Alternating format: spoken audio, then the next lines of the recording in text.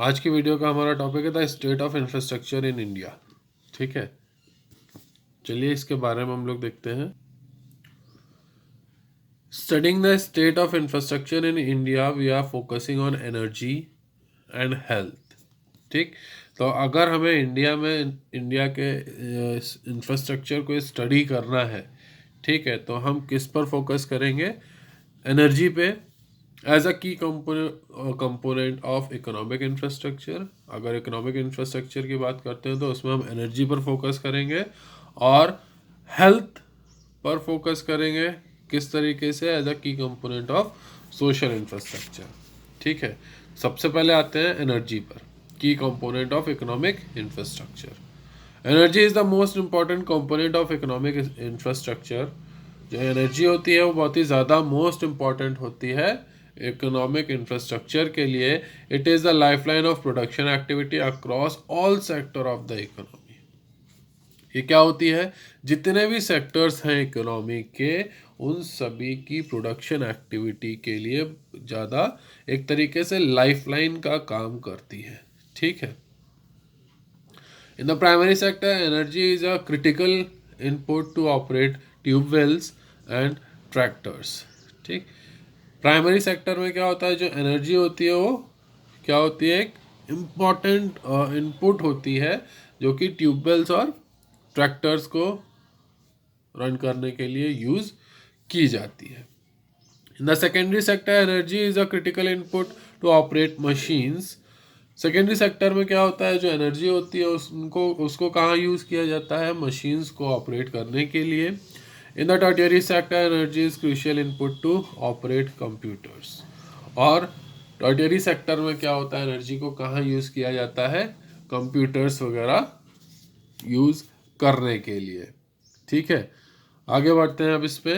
Commercial and non commercial source of energy. अब commercial and non commercial source of energy क्या है हमारा, इसको देखते हैं। ठीक है, तो source of energy are broadly classified as commercial and non commercial. जो भी सोर्स ऑफ एनर्जी है उसको दो कैटेगरी में क्लासिफाई किया गया है, commercial and non commercial source of energy. Number first देखते हैं पॉइंट इसमें। Coal, petroleum products, natural gas and electricity are the important source of commercial energy. जो कोल हो गया, पेट्रोलियम हो गया, ठीक है, और नेचुरल प्रोडक्ट्स हो गए, सॉरी नेचुरल गैसेस हो गई, और इलेक्ट्रिसिटी हो गई, ये सब क्या है? इंपॉर्टेंट सोर्स है कॉमर्शियल एनर्जी के, as these goods are largely use for commercial purpose in the factories and farm, जिनको हम लोग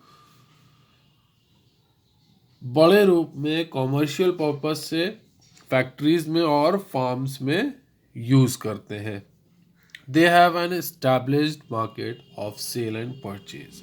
इनके पास क्या होता है? एक एस्टैब्लिश्ड मार्केट होता है सेल और परचेज का। ठीक, सेकेंड पॉइंट है हमारा, firewood, agriculture waste and animal waste are the important source of non commercial energy. ठीक, तो फायरवुड हो गया, एग्रीकल्चर वेस्ट हो गया, ठीक है, और एनिमल वेस्ट हो गया, ये सब क्या है हमारे लिए? नॉन कॉमर्शियल एनर्जी का एक इम्पॉर्टेंट सोर्स होता है, as these goods are generally use in the rural household as consumer goods. इन सभी को हम कहाँ पे यूज़ करते हैं? रूरल हाउस होल्ड्स के लिए यूज़ करते हैं एज अ कंज्यूमर गुड। ठीक है, तो ज़्यादातर नॉन कॉमर्शियल एनर्जी जो होती है वो रूरल बेस्ड एरियाज में ही ज़्यादा यूज़ की जाती है। आगे बढ़ते हैं। Generally commercial source of energy command price while non commercial activities do not. Generally क्या होता है? जो कॉमर्शियल सोर्स ऑफ एनर्जी होते हैं उनको पैसे देकर खरीदना पड़ता है, ठीक है, लेकिन जो नॉन कॉमर्शियल होते हैं उनको पैसे देने की ज़रूरत नहीं पड़ती है। ठीक है, आगे बढ़ते हैं। अब डिफरेंस देखते हैं commercial versus non commercial activity. एक कंपैरिजन हम लोग देख लेते हैं। जैसे कंपोनेंट्स क्या होते हैं कॉमर्शियल एनर्जी में? होते हैं coal, petroleum products, natural gas, electricity. Non commercial energy में क्या होते हैं हमारे प्रोडक्ट और components? Firewood, animal waste, agriculture waste, etcetera. Use कहाँ किया जाता है? Largely industrial and for commercial purposes.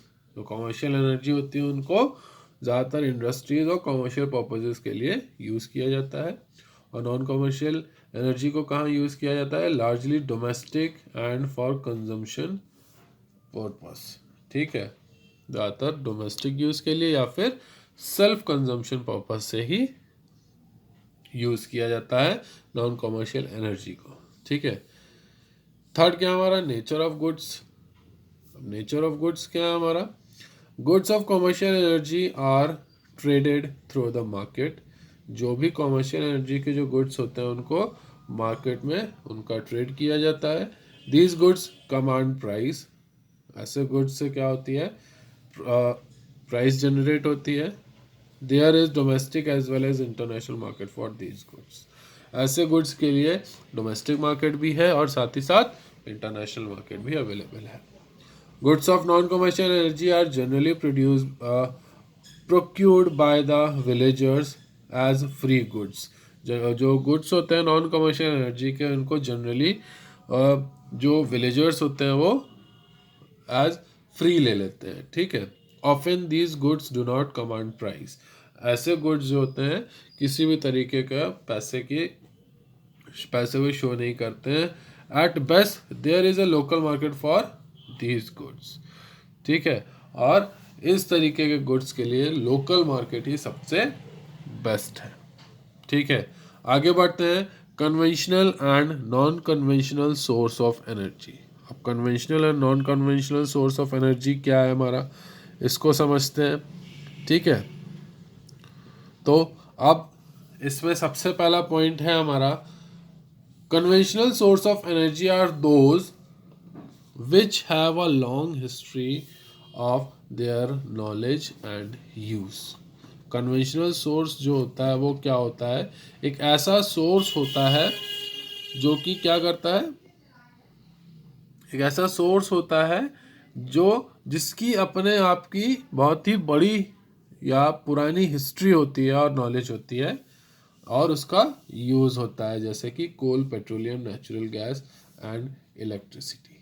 ठीक है, अब इन्हीं सबको बनने के लिए बहुत ज़्यादा टाइम लगता है कि दोबारा से इनको जनरेट किया जा सके। ठीक है, उसमें बहुत ज़्यादा टाइम लग जाता है। Non-conventional sources of energy are those sources which have been discovered or explored only in the recent past and which are yet to gain popularity for their use. Non conventional source जो होते हैं energy के वो क्या होते हैं? ऐसे source होते हैं जो कि रिसेंटली ही डिस्कवर किए गए हैं और अभी भी उसमें कुछ को क्या है, पॉपुलैरिटी गेन होना बाकी है उनके यूज़ का। जैसे solar energy, wind energy, biomass. ठीक, ये डिस्कवर तो हुए हैं, रिसेंट पास्ट में ही डिस्कवर हुए हैं, लेकिन अभी तक इनको प्रॉपर यूज़ में नहीं लाया गया है या इतने पॉपुलर नहीं है ये एनर्जी यूज़ करने के लिए। ठीक, अब कन्वेंशनल सोर्स में क्या क्या हो गया हमारा? Following are the conventional source of energy. अब इसमें क्या क्या आता है हमारा? ठीक है, इसको समझते हैं हम। अब इसमें जो है हमारा सबसे पहले आता है coal. Among the conventional source of energy in India the most important is coal. जो कन्वेंशनल सोर्स है हमारे एनर्जी के इंडिया में, उन सब में सबसे मोस्ट इम्पॉर्टेंट है कोल। ठीक है, following are some important facts related to coal as the conventional source of energy in India. अब कुछ इम्पॉर्टेंट फैक्ट्स हैं कोल से रिलेटेड एज अ कन्वेंशनल सोर्स। जैसे नंबर 1 हमारा, India is rich in coal petroleum. India में बहुत ज़्यादा कोल प्रोडक्शन होता है। In 1950-51 production of coal in India was 328 lakh tons which increased to 6,380 lakh tons in 2015-16। अगर 1950-51 की बात करें तो इंडिया में जो कोल का प्रोडक्शन था वो कितना था? 328 लाख टन्स ओनली था, जो कि 2015-16 में बढ़ के कहाँ पे आ गया? ऑलमोस्ट 6500 टन्स पे, ठीक है। अगर एक्यूरेट बात करें तो 6380 लाख टन्स पे आ गया। Of the total energy production in India 67% consist of coal. India में जितनी भी एनर्जी प्रोड्यूस होती है उसका 67% जो है वो कोल कंसिस्ट करता है। It is estimated that India has total reserve of 315.14 billion ton of coal as on 31 March 2017। India में एस्टिमेट अगर देखा जाए जो रिजर्व्स हैं हमारे कोल के, वो कितने हैं हमारे 315.14 बिलियन टन्स, ठीक है। ये कब देखा गया था? एज ऑन 31 मार्च 2017 पर देखा गया था। आगे बढ़ते हैं इसी में। The principal consumers of coal are thermal power station using coal to generate electricity, steel plants, cement factories, railways, fertilizer factories and brick kilns. ठीक। However, Indian coal contains large quantity of ash and generates less heat.